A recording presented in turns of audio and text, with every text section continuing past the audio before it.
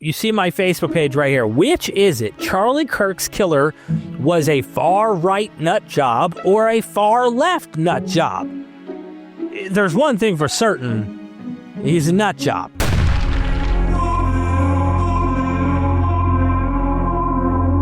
All right, we got the dude. We caught the dude. Tyler Robinson caught. Now that we got the dude, and I'm sure some people think this is some, he wasn't really the dude, he's the fall guy. I mean, there's always someone, right?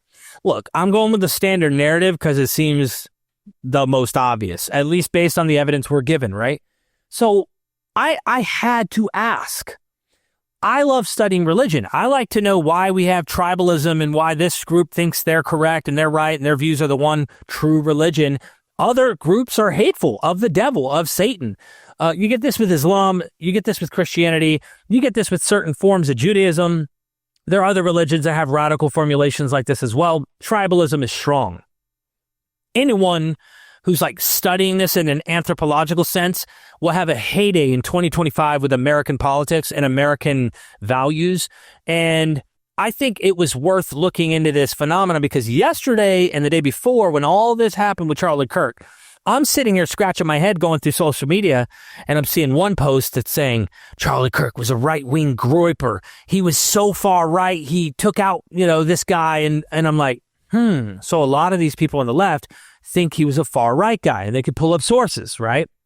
And then I'm like, okay, dang, and I'm scrolling through, and then there's people on the right who's like, dude, this guy was a left. The mayor of Utah was saying he was a leftist. His family member said he got really political and was contentious, meaning he seemed to not carry the same values, I suspect, as they did growing up. And then they point out that he had a transgender roommate.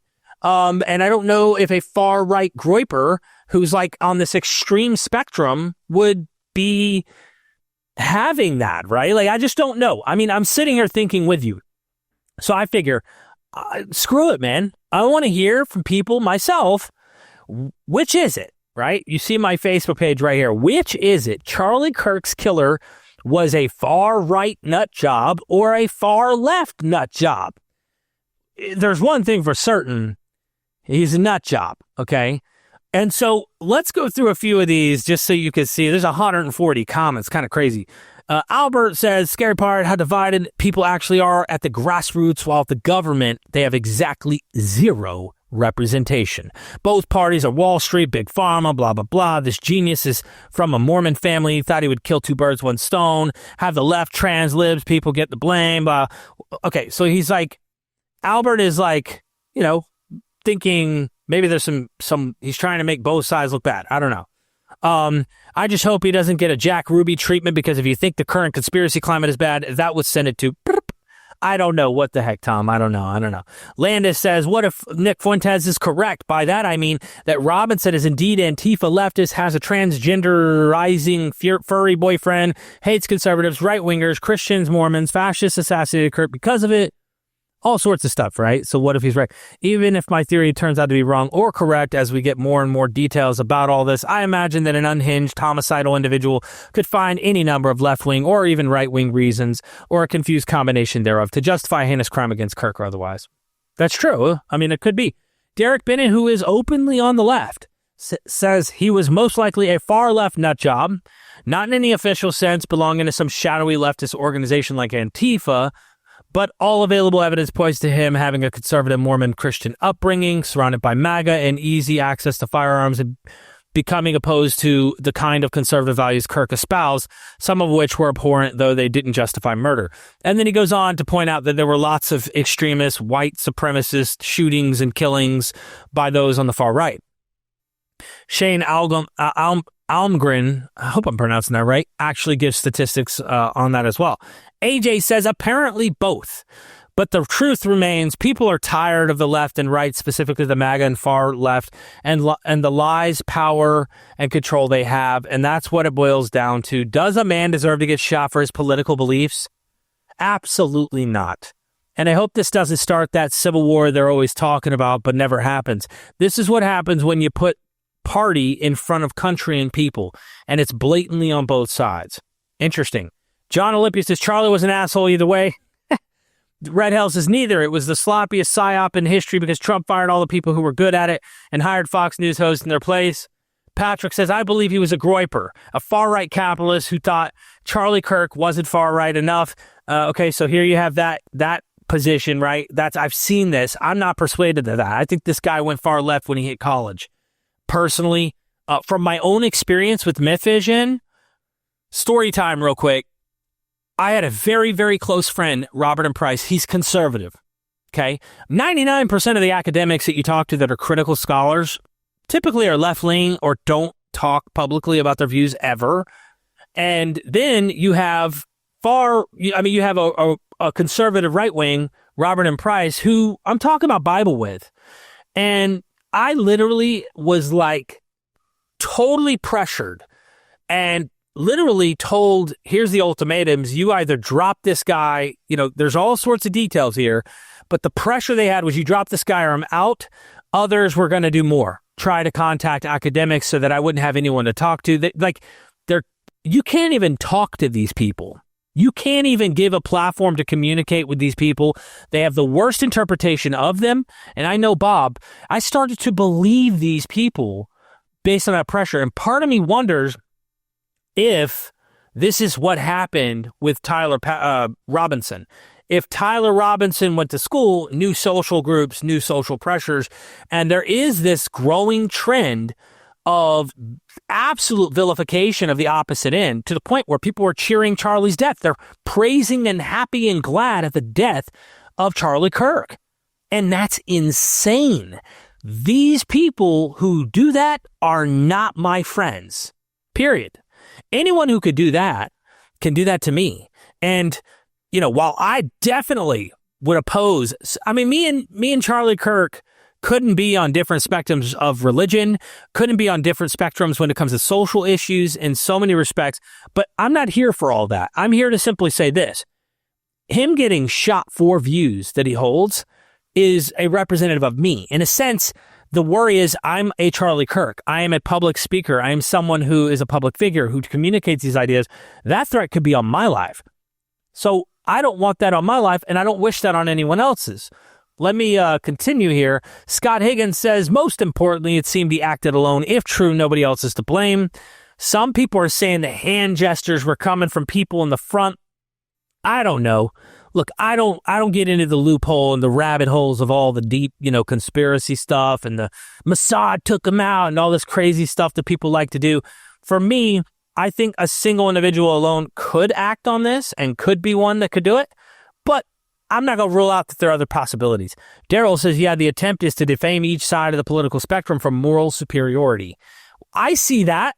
I see people on both sides doing this to each side. Ariel says he was a bottom for sure. Just jabbing at the killer. A left nut far job or a right nut far job. I think he was just far out. Nut job, LOL. Far left, Mark Souza says, I tend to think he was, but that is not to demonize people who are just on the left. That is, people will take it that way. And it's like, look, there's a big problem going on. There's so much vitriol and toxicity coming at each side. The assassin was raised in a conservative family and was the only left-leaning member of the family. I don't think he was left-leaning in his upraising. I think he was conservative growing up. He was gay, went to college, got a trans boyfriend who went in the process of becoming a woman. Obviously, he knew he would be rejected by his family and society. I don't know about all that. I don't know. Maybe some of that's true, but I don't think he grew up the only left-leaning. I think he was part of theirs. When he went to college, I imagine the social pressures that change you. And I say I know because that experience happened to me somewhat, but I wasn't, just falling hook, line, and sinker with all the ideology everyone around me must hold to. So what is far right? What do they believe? What is far left? What do they believe? Joel Pearson says far right believe in shooting people they disagree with. Far left believe in cooperation. That sounds like an apologetic in a sense for the left, right? And you could tell where a person's views are based on their responses. But if this guy was far left and he shot Charlie Kirk, what does that mean for this comment? Think about it. George Hall says, it's like with conspiracy theories on the nascent internet of 1996. You find all the main conspiracy theories on left-wing and academic sites, but they are said to be right-wing. If you even go back as far as the 70s, okay, doesn't really matter, does it? I mean, at the end of the day, it happened, right? I was just curious to know what his motivations were. Do you not have that same curiosity that are our ideologies getting so extreme and polar opposite that they're creating this? I mean, I've seen crazy stuff on YouTube. Hassan Piker, for example, like he's encouraging violence toward people who are conservative, encouraging violence. And the thing is if that violence happens the other way around, statistically, just imagine how many people on the right in America own weapons. Like, we want freedom. We do not want chaos ensuing and civil war or crazy shit like that. And if violence ended up happening and we lose control of people behaving a certain way, which I don't think it's going to happen. I think the only conditions that would cause us to get there is if we ran out of food, drinking water, or some kind of necessity. Not saying that there couldn't be riots, but I don't think civil war will happen until something extreme happens where we have to come out of our comfort zone to do things we wouldn't do unless they had to happen. At the end of the day, I would love to see us communicate and agree to disagree. Instead, one side is Nazi, fascist, the whole spectrum of absolute evils, and the other side, are the absolute opposite. And I say they're also the evil and this and that. You can hear it from both sides. Where are we heading? And the same kind of rhetoric comes from fundamentalism in Christianity, where people in the Christian, hey, we're the saints, we're the chosen son of God, we are children of God, and we are righteous. They're wicked. They're workers of evil, the devil, the enemy, Satan, demons, etc.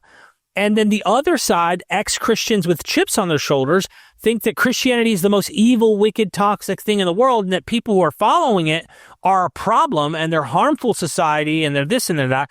And there's all this like opposite worldviews. And here's the deal. Maybe one side's right and one side's wrong. Maybe both sides are right and both sides are wrong. The problem is, when can we get to a place where we're not doing insanity to each other and agree to disagree and have our differences and communicate on those things? And I think that's a problem. I do agree with the sentiment that Charlie Kirk expressed, and that was, we need to have communication with both sides, or else violence will potentially ensue because there is no open dialogue in the human of the other side. You're dehumanizing. So you get this caricature, this image of the other person, and you don't understand them. And this is why I communicate with Christians often that I've been engaging with over the years. And even when me and Michael Jones from Inspiring Philosophy were clashing, me and him have made up since then. And I've apologized and he's apologized and we're on the same page. Like, we're cool. We don't have to agree. We get along, though. And I think we need to do that in the politics spectrum, too. Like, we need people who are politically tolerant of other people having expressed opinions and views, even if we think those views are ugly. Even if we don't agree with those views, even more so, we should have dialogue about it. Someone says, inside job, political. My mom says, Charlie Kirk, heart. I have a feeling when all facts come out, he might be one of those that can't be fit nearly into either political tribe. Huh, interesting. Teresa says, left and right fanaticism is equal. Why are we asking about left versus right, and why aren't we educating about fanaticism? Interesting. Adam, he was murdered by a soy boy living with a transgender partner, so with that plus the BS he scratched on the shell case, since it seems pretty leftist from my perspective, blah, blah, blah, blah, blah, blah, blah, blah, blah, we are an army. The end result will never change. I am Charlie Kirk. Okay. Christopher said, people don't kill other people over political or religious beliefs that they mutually agree on. I'll say it again. People do not kill other people over political or religious beliefs they mutually do not agree on. To claim other... And I said good observation because, truth be told, I personally am not as persuaded by him being a right-winger. I think you're going after the guy who opposes your views with hateful rhetoric. I think his parents, or he was on record saying, according to his parents, that Charlie Kirk held hateful rhetoric. I can't see Nick Fuentes or these far-right Groyper types literally saying Oh, that's hateful rhetoric. They spew more hateful, toxic rhetoric than this guy. You know what I'm saying? So, like, I could see someone on the left using that rhetoric. All right, just a murderer. Even weapon choice doesn't matter. There could be 0 guns in the world, and there would still be murders. I agree, but that doesn't mean that we should not like mitigate our problem here. If we can't, I'm not trying to get into the whole gun topic much, but I'll just say this: there needs to be better ways to mitigate who's getting access to weapons. Period. Okay. That's just my personal opinion. You could hate it, but there we go. You should be allowed to have different opinions. To me, MAGA equals Nazi. So Jimmy's part of the group that just thinks anyone who's Trump supporter is a Nazi. And again, I don't think that helps because a real Nazi, right? You look at what real Nazis actually did. You're dehumanizing the other side, and we do not agree, my friend. Bobby, I know this is going to come as a shock for many, but there was once a time when you didn't have to be right or left to be a nut job. Tim says, dude, he was a registered Republican, amosexual Mormon. Are you honestly going to pretend to be ignorant about the politics and social climate in Utah? Jeez. It's interesting, Tim. Does anyone in Utah vote left or are anyone in Utah Antifa? I don't understand how the upbringing necessarily draws a conclusion in terms of what he was. But I'm sure there's comments debating underneath that one. Michael Gamerican, there's conflicting info, but he came from a white Christian Republican gun-toting family. His grandma says everyone in the family was MAGA, so certainly doesn't seem to fit the right-wing narrative of an alternatively trans, black, Muslim, immigrant, Democrat, all the usual MAGA boogeymen, and calls for war, vengeance, violence against MAGA's political opponents. Unspecified the left seems entirely irresponsible and unwarranted. Lee Mitchell says, who cares what side? Dude was just a nut job. Politics on both sides are to blame. Neither. He was just left, not even far left. Johnny Max says, facts are facts. Far right nut job. Look at how quick. Left, right above with Roy. Far right, right there with Johnny. Instantly, facts are facts. Like, it's amazing. What if information comes out he's neither? I don't know. I'm just thinking. Oh, let's see. Look, this right here, Joshua says, Charlie Kirk's alleged assassin, deeply indoctrinated with leftist ideology, New York Post. Utah governor says, Tyler, deeply indoctrinated with leftist ideology, a preliminary investigation revealed, according to Utah Governor Spencer Cox. I don't know what the truth is, but interesting. Daniel Rose, so he's trying to say that he's a grouper, pretty much. He and Nick Fuentes had been squabbling for years, talking about Charlie Kirk. Fuentes didn't think he was conservative enough. The groupers hated him. Yeah, but that doesn't mean they did it, or that he was part of that crowd. Assassin, transgender partner, there's a URL. In interviews with investigators, it was revealed that Robinson and another family member had discussed Kirk's upcoming Utah appearance. Let's see. Kirk was full of hate and was spreading hate. Unnamed family member stated that Charlie Kirk, based on Tyler, was saying to them, Kirk was full of hate and spreading hate. That sounds exactly what the left has been saying since the death of Charlie Kirk. I'm being honest. Like, there is a problem. I do want to call out this problem that I see is the absolute lack of sympathy or empathy with what just happened publicly in assassination on a person, even if you hated the guy, did not deserve. And when you look at that, you might be next. I can't spell this out enough. You might be next. That should freaking be a wake-up call for anyone who speaks on controversial issues that are radically controversial to someone's ideology, that if your position is so contrary to someone else's, say you're not a Christian like me, and you are criticizing a religion that someone identifies with, you're an enemy of Christ. You are an enemy, and someone takes that as a threat, and they come after you. Do you not see how this is so ridiculous to sit here and mock the person who you could say is trapped in a worldview, doesn't know what they're talking about? They're lost in this thing. They believe it's to be true, but it's not true, and they're living a kind of delusion. They don't deserve to be killed for that. Now, if this guy was out killing people, doing something to like actually doing violence, then yeah, I get causing that guy to stop. But when your words are just words and you say, well, words lead to violence, you're right. Words lead to violence, and the constant rhetoric that has come accusing this guy of the most dehumanizing things and claiming he's the most evil, toxic, harmful individual, yeah, they led to violence. So the very thing you're saying against those who are on the right of leading to violence, it's leading to violence from your rhetoric. If this guy's left, as I think he is, it's leading to violence by accusing others as supposedly leading to violence by their words. I got a little song I'd like to play for you on Facebook that's really powerful. Far left, in a relationship with a mentally ill trans person, all that's wrong in America, someone said. Trans roommate, impossible partner, and then that was it. We ran out, right? Now, I came across this video. I don't care what your political views are. I want you to think about how we should behave when someone dies. If someone died like this on the left, I would hope people on the right would try, right? People on the left try to understand that this could also be you. Put yourself in their shoes the best you can and understand the other side thinks you're just as evil and toxic with your ideology as well. Now, you could justify and go, I'm not, though. My view's right. Mine's correct. Okay, dude. You can be correct to your own group. This is why I'm politically homeless. I've said this before. This is why I am not fit in a box. Do not try to put me in a box. And they don't like that. People get pissed. You better be this or you better be that. And that's it. I don't fit. And so when I'm watching, I literally have the fortune of sitting back and watching both ends and how they operate, how they think, and I can understand both sides when people are speaking, and I hear where each side's coming from, and I'm able to go, oh, crap.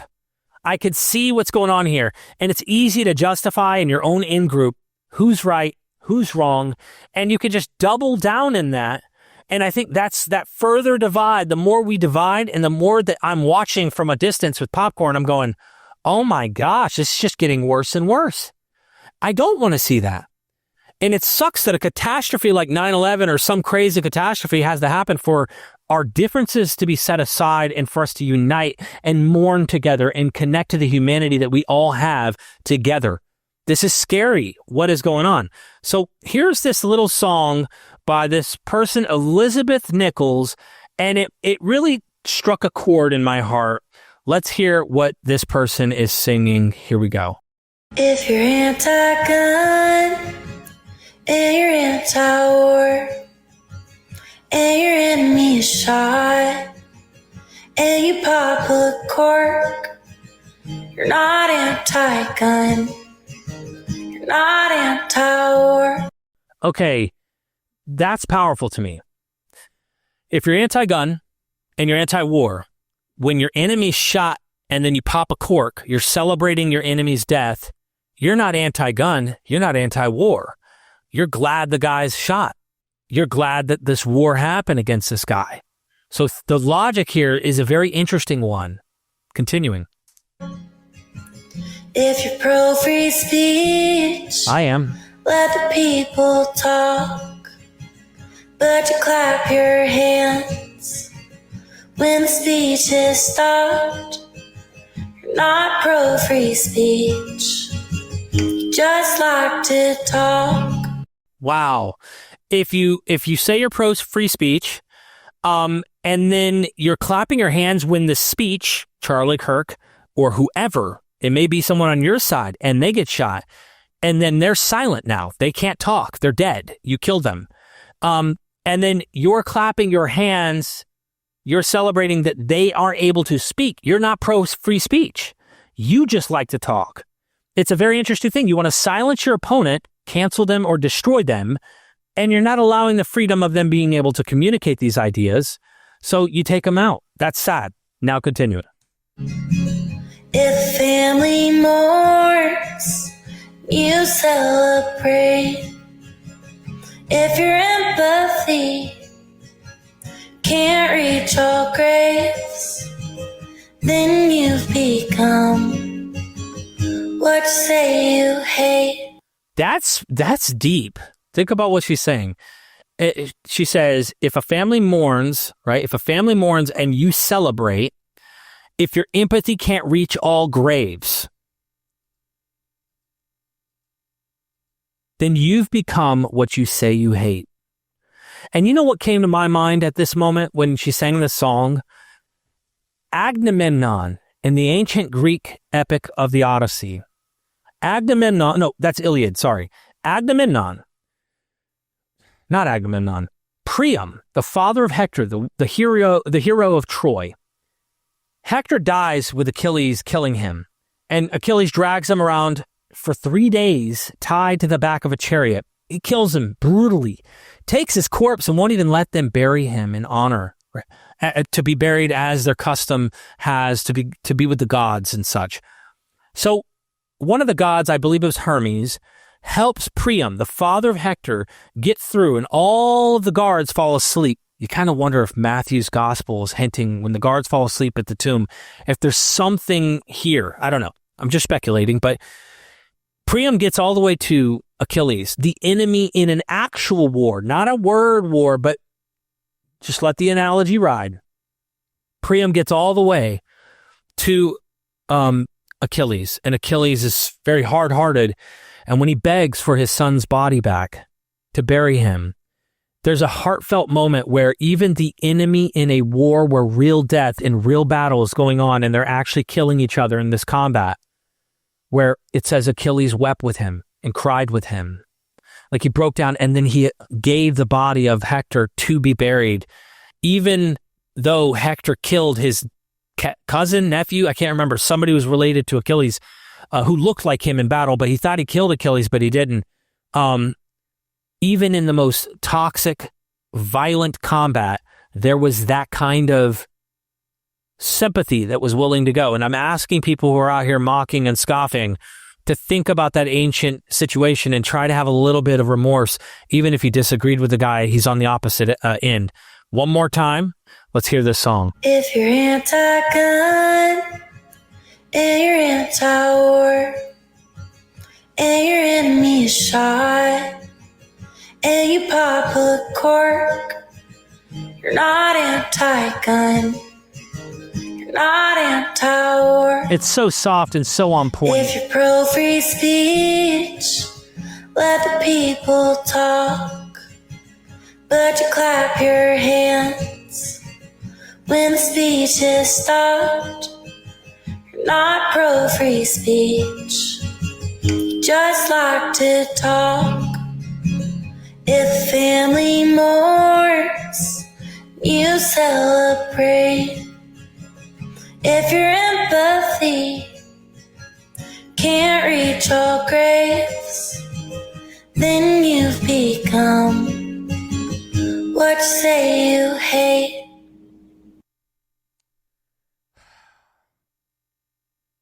I just hope things get better, fam. I hate seeing us divided between the left and the right, and things are getting worse, and I hope they get better. What are your thoughts, ladies and gentlemen? Drop a comment down below. I hope you feel the same way about this. At the end of the day, we just need things to get better and not try to just blame left and right. We need to rip out this radicalism and get back to being able to communicate with people we don't agree with, and not in the form of violence. I'm hoping. Thanks.